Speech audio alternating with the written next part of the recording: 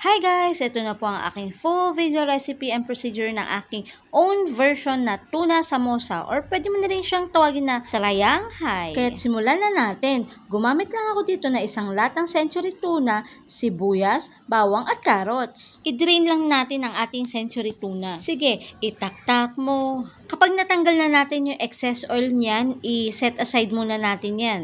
Dahil magmamagic na tayo ng ating sibuyas. O diba? Isunod natin ang ating bawang, abracadabra.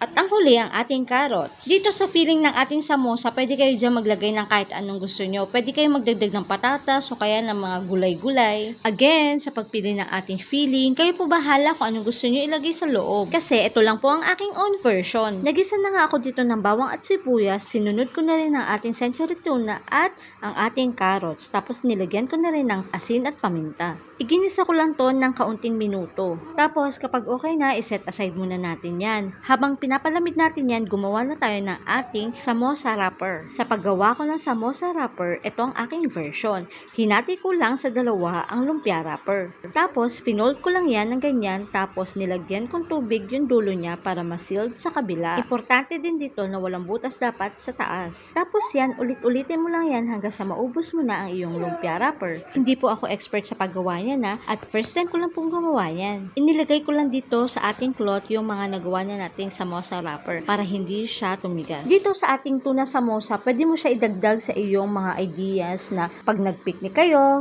yung pika-pika ba, pwede din finger food sa party, or pang merienda lang, pwede. Pero mas maganda, mas maraming sangkap para mas maraming magawa. O ayan na nga, tapos na natin magawa ang ating mga samosa wrapper. Ngayon, maglalagay naman tayo ng filling sa ating wrapper.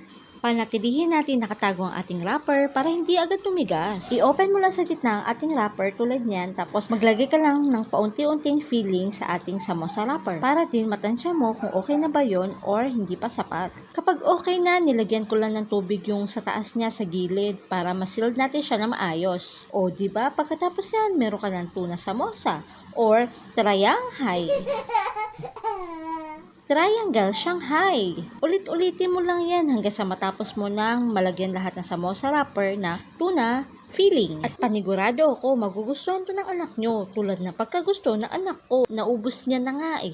O ayan, pagkatapos ko magawa yan, nagpainit na ako ng mantika kasi ipiprito natin yan isa-isa.